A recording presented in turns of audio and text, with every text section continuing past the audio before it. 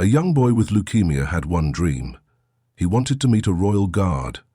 For 12 years, the guard had served with unwavering loyalty. No one thought he would ever step out of line. Yet, when he did, what happened next brought tears to everyone watching. Before we dive in, drop a comment with your city. Where are you watching from? Smash that like button and subscribe for more jaw-dropping tales. The sun rose slowly over the stone walls of Windsor Castle. Its light fell softly on the polished boots of Guard Thomas Kellen. He stood tall in his grey uniform. After 12 years of service, including time overseas, Thomas had mastered the skill of staying still. His eyes, however, missed nothing. Every sound, every movement, every breath in the crowd reached him clearly. Among the visitors that morning was a small family. A mother and father walked with purpose. Between them was a boy, no older than 8. His name was Liam Carter. His face was thin, his skin pale from illness. A blue cap covered his head, hiding the effects of his treatments. Despite his frail body, his eyes shone with curiosity as he stared at the castle's towers. Thomas noticed the family right away. The parents held Liam's hands gently, guiding him through the crowd. The boy's voice broke the morning quiet. "Mom, look at him. He's like a statue." His words were weak but full of awe. People nearby turned to look. Some smiled at his excitement. Others grew silent as they saw his fragile frame. A woman in the crowd leaned toward her friend. "He's so young to be that sick," she whispered. Thomas caught every word.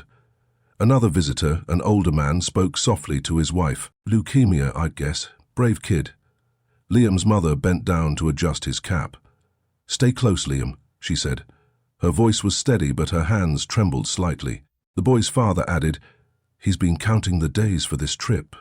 His tone was warm, yet heavy with unspoken worry. Thomas stood firm at his post. His training kept him rigid. Still, something about Liam tugged at him. The boy's wonder, his small but eager steps, stirred a memory of his own years facing challenges abroad. The crowd at Windsor Castle grew thicker as the morning stretched on. Visitors snapped photos and pointed at the ancient walls. Guard Thomas Kellen remained steady, his grey uniform crisp under the rising sun.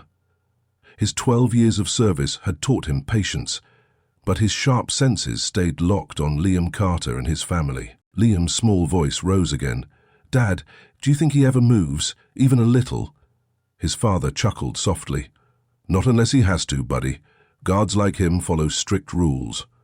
The boy tilted his head, studying Thomas with wide eyes. "Rules are important," Liam said, almost to himself. His mother smiled faintly. "Just like how you follow the nurse's rules, right?" Liam nodded, clutching a small toy plane in his hand. "Yeah, so I can get stronger." Thomas caught the exchange. The toy plane gleamed in the sunlight, a bright splash of silver against Liam's faded jacket. A woman nearby, holding a guidebook, turned to her husband. "He's got so much spirit for someone so ill." Her husband nodded, his face softening. "Reminds me of my nephew. Fought hard until the end." Their words hung in the air, heavy but kind. Liam's parents guided him closer to the guard post. The boy's steps were slow, his breathing a bit uneven. Still, he pressed forward, eyes fixed on Thomas. "Mom." "He looks tough, like he could stop anything," Liam said. His mother squeezed his hand. "He's here to keep the castle safe." She paused, then added quietly, "This trip was his idea. The doctors weren't sure he'd make it this far." A ripple of quiet spread through the crowd. People stepped aside, giving the family space. An older couple nearby watched with gentle interest. The woman spoke to Liam's father. "Our daughter loved planes too. She'd have adored this place." Liam's father nodded. "He's obsessed with them. Wants to fly one someday."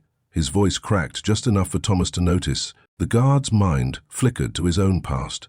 12 years ago, he'd been stationed in a dusty outpost overseas. A local boy there, barely older than Liam, had once shown him a wooden plane he'd carved. Thomas had carried that memory through every mission. Now, standing at Windsor, it resurfaced, sharp and clear. Liam stopped a few feet from the post. He looked up at Thomas, his blue cap slipping slightly. "Sir," he said, his voice small but bold, "did you ever fly a plane?" The question caught the crowd off guard. A few people chuckled, charmed by his curiosity. Thomas didn't flinch, but his chest tightened. Protocol demanded silence, yet Liam's earnest gaze held him. The boy's father stepped forward. "Sorry about that. He's full of questions." He adjusted Liam's cap with care. "Ever since the diagnosis, he's been asking everyone about flying." Liam grinned. "The nurses say I'm a pilot in training." He held up his toy plane, showing it off proudly. "This is my Spitfire, like the ones from the war." Thomas's eyes flicked to the toy. His grandfather had flown Spitfires, a story he'd heard as a kid. The connection jolted him. Around them, the crowd grew still. A teenage girl pulled out her phone, recording the moment. Her brother whispered, "He's so cool for a sick kid."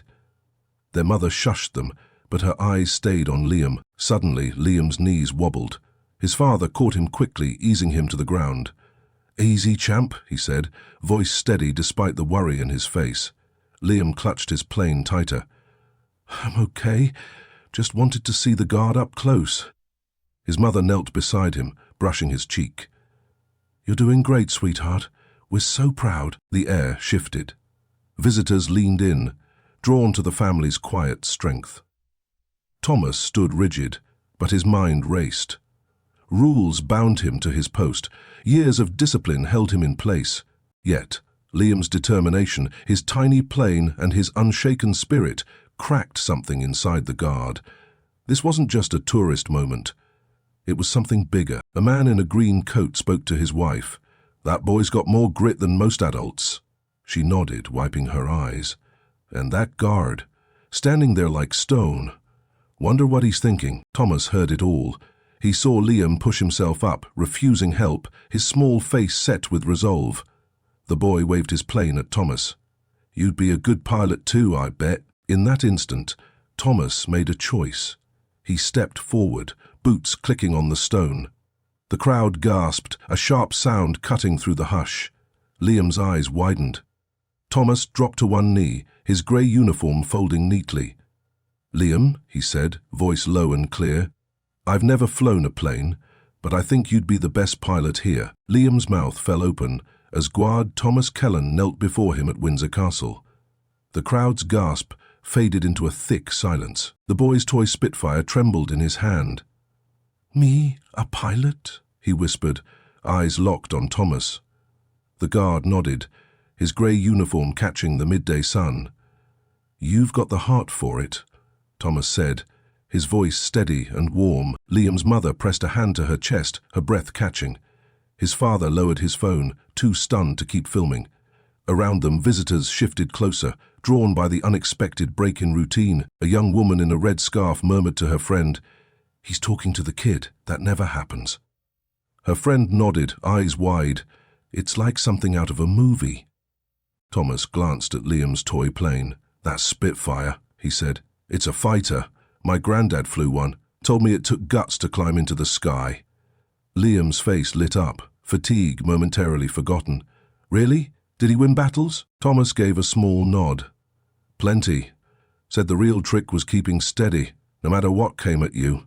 He paused, then added, "Sounds like you know that trick too." The boy straightened, clutching his plane with pride. "I try. The doctors say I'm tough." His voice wavered, but his grin held firm. Thomas's gaze softened. He'd seen toughness overseas, in soldiers and civilians alike. Liam, with his thin frame and bright cap, carried that same fire. It stirred something deep in the guard, a call beyond the castle's rules. Liam's father stepped closer, his tone hesitant. "Thank you for this. He's been so excited to see you." His mother added, "It's all he talks about, the guards, the castle, the planes." She brushed Liam's shoulder, her fingers lingering. "The hospital said this might be his last big day out." Her words hung heavy, and a few onlookers turned away, blinking hard. A teenage boy nearby nudged his sister. "He's cooler than I thought a guard could be." She nodded, filming with her phone. "And that kid's amazing." Their father, a burly man with a beard, spoke softly. "Reminds me of when we visited my cousin in the ward. Same kind of spark." The crowd's murmur grew, a mix of awe and quiet respect. Thomas rose to his feet, towering over Liam again. The boy tilted his head back, unafraid. "Do you have to stand all day?" he asked. Thomas nodded. "Most of it. Keeps me sharp." Liam grinned. "I stand a lot too, for tests and stuff. It's hard, but I pretend I'm guarding something big." He waved his plane, like a runway. The guards... It wasn't a medal, but a token he'd kept from his first posting. "This is for pilots," Thomas said, holding it out. "Think you can take care of it?" Liam's eyes widened. "For me?" He took the pin with shaky fingers, turning it over in his palm. "I'll keep it safe. Promise." His mother bit her lip, tears spilling over. His father managed a shaky smile. "You're making his whole year," he said to Thomas, voice thick. The crowd pressed in, phones raised, capturing every second. An older woman with a cane spoke to her husband. "That guard's got a soul under all that starch." He nodded. "And the boy's a champ. Look at him glow." Liam pinned the wings to his jacket, beaming. "Now I'm official," he said, puffing out his chest. Thomas stood taller, ready to return to his post, but Liam piped up again. "Wait, can I show you something?" Before anyone could stop him, he dug into his backpack and pulled out a crumpled drawing. It was a pencil sketch of a guard and a plane flying side by side. "I made this last week," he said, holding it up. "It's you and me." The guard froze, staring at the paper. The sketch was rough, drawn by a child's hand, but the care in every line hit him hard. He thought of the letters he'd received from kids overseas, thanking him for his service. This was different, personal. "That's good work," Thomas said, his voice catching slightly. "Mind if I keep it?" Liam hesitated, then nodded. "Only if you promise to fly with me someday." A laugh escaped Thomas, rare and genuine. "Deal!" He tucked the drawing into his uniform, careful not to crease it. The crowd erupted into soft cheers, hands clapping in scattered bursts. Liam's parents hugged him tight, their faces a mix of joy and disbelief. Thomas straightened, boots clicking as he stepped back. "Time for me to get back," he said. Liam waved his plane. "Guard the castle good, okay?" Thomas nodded. "And you guard that pin." He turned, resuming his post with precision. The crowd watched, hushed, as Liam whispered to his mum, "He's my friend now." As the family moved away, people reached out, offering kind words. "You're a star, kid," said a man in a baseball cap.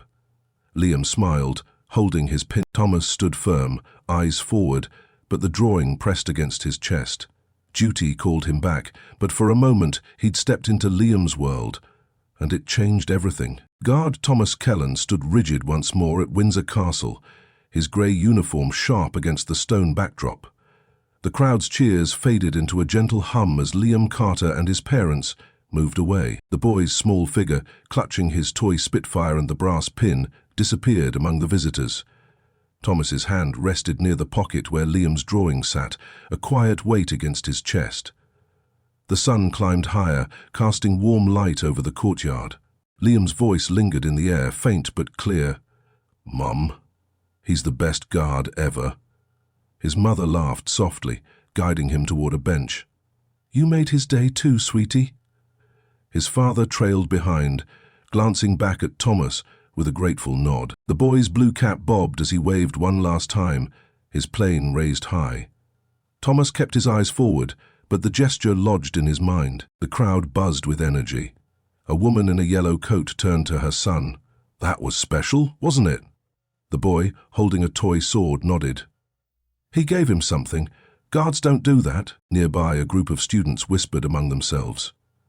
"He broke the rules for that kid," one said, adjusting his backpack. "Yeah, but it was worth it," another replied, grinning.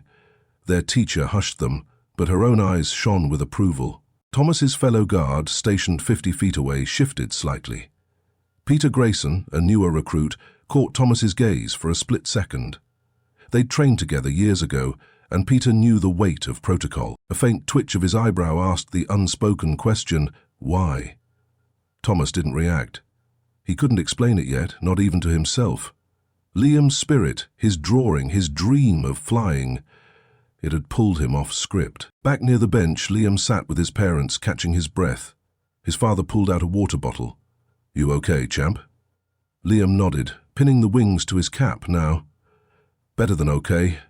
He liked my picture. His mother smiled, though her hands fidgeted. He did. You're his artist now. She glanced at her husband, her voice dropping. The nurses said to watch his energy. This is more than he's done in weeks. A man with a camera approached them, hesitant. Excuse me, he said. I'm with a local paper. Saw what happened. Could I ask about your son? Liam's father tensed, then relaxed. Sure, he's Liam. Loves planes and guards. Liam piped up. And I've got a new friend now. The man smiled, snapping a photo. This'll mean a lot to people, he said, jotting notes. The courtyard stirred as word spread. A girl with braids tugged her mother's sleeve. Mum, can we tell everyone about this? Her mother nodded. It's a story worth sharing. An older man, leaning on a walking stick, spoke to his wife. That guard's got more than duty in him. He's human. She squeezed his arm. And that boy's a fighter. Makes you think. Thomas heard fragments of it all, his ears tuned from years of vigilance. His thoughts churned. 12 years of service had drilled rules into him: stand tall, stay silent, follow orders.